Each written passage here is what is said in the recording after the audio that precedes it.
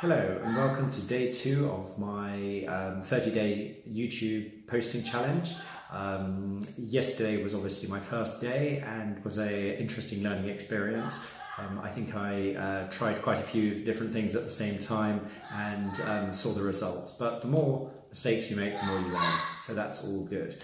One of the mistakes I'm possibly making today is that my daughter is upstairs. But once you've begun or committed yourself to a 30-day challenge like this, you need to deliver every day. So I'm going to pursue it, see it through.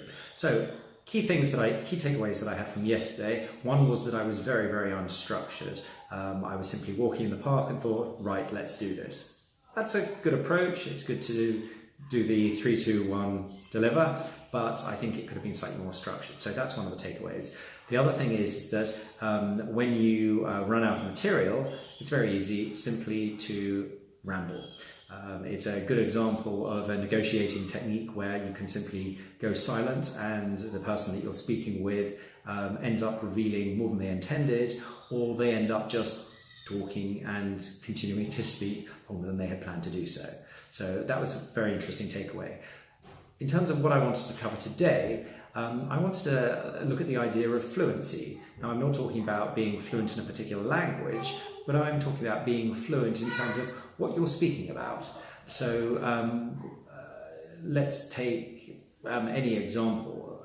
If you're passionate about what you're talking about, it's going to come across a lot more naturally. It's going to be a lot better received by your audience, and you're going to just generally find it much easier to speak about what you're speaking about.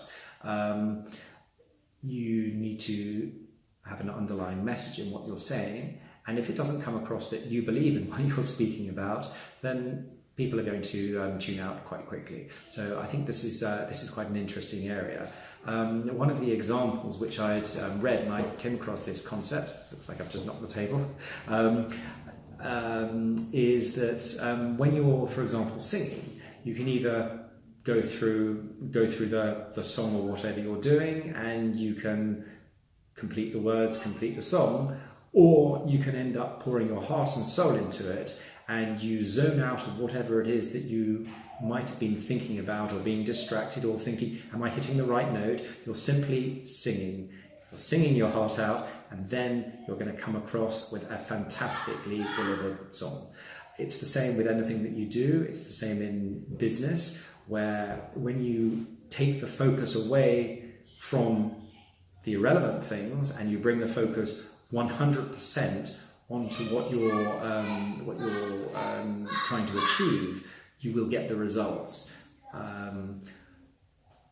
So that is my tip of the day, and I wish you all a great day, and I shall persevere, and I shall be back tomorrow with an updated and fresh vlog, and that will be day number 3. Before I go, I'm going to add a little something that I hadn't planned, but I had thought about doing for some time.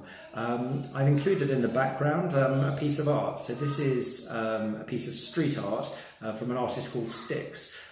He is quite prolific and does his art on various buildings and walls around. Now, street art differs from graffiti art in that street art is slightly more artistic, and whereas graffiti art is simply a case of laying your mark on something, a bit like a dog lifting up its paw on something. It's about identifying it and saying it's yours. Whereas street art is quite often politically connected, but has an underlying message. So this piece of art right behind me here is called Single Mum, and basically it's about a single parent with a child bringing them up. It's very, very simple. There are a lot of critics that say that it's not proper art. It's simply a stick character, but it's pleasing. It's enjoyable, and I like it.